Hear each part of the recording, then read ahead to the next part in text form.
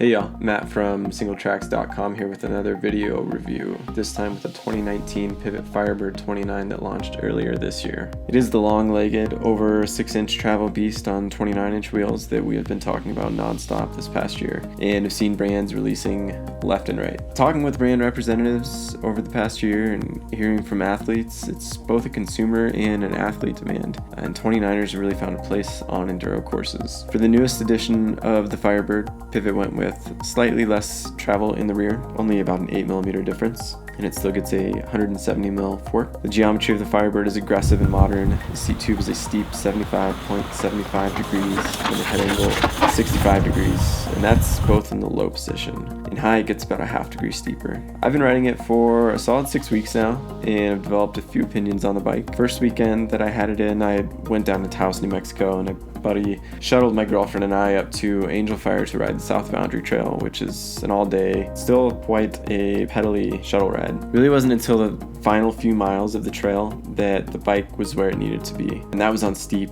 loose, chunky terrain, and that's where things got really fun. At home, I've found the same thing, and really anything less than an advanced black rated trail was too little for the bike, and that makes sense. Pivot wanted to make a bike that Eddie Masters could throw down EWS tracks in Whistler and in Italy and just haul ass out unscathed. And it is very fast on the right type of trail. It sticks close to the ground, and I would use the word playful sparingly. To me, it had a real DH bike feel, and I just wish I had it a little bit sooner when the bike parks were open. But I didn't, so I got some good pedaling time in on the Firebird as well, around my local trails at home. The DW Link bikes are known for their efficiency, and the Firebird is, of course, a DW Link because it's a Pivot, and in that regard, it is efficient. Pedal bob is not noticeable, and it doesn't plow through the travel on the climbs, but it still feels like you're pedaling a lot of bike around, especially on long sustained climbs.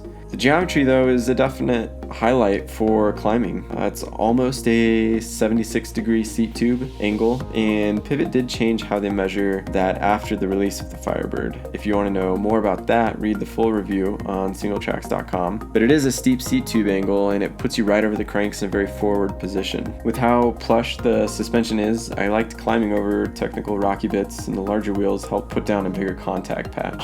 Made it really fun to get over really tight technical sections and even really tight switchbacks that I thought the Firebird would have a problem on. I've been riding the XT/XTR build, and that includes XT brakes, a shifter, and a cassette, but with an XTR derailleur. The Reynolds wheelset with i9 hubs have been awesome, but that's something to note also is the addition of Super Boost Plus, pioneered by Pivot. I believe that more long travel 29ers are going to incorporate Super Boost Plus, not to complicate technology even more, but to get a great geometry. Pivot would have had a much harder time keeping the same 430mm chainstays that were on the 27.5-inch Firebird without Super Boost Plus, and there's still room for wider tires on it. Again, I see one of the biggest highlights of this bike being the geometry, and it really is something else. So there you have it. I didn't get to everything in this review, but the written review on singletracks.com covers just about everything. Check it out when you have a chance, subscribe to our YouTube channel, and have fun out there.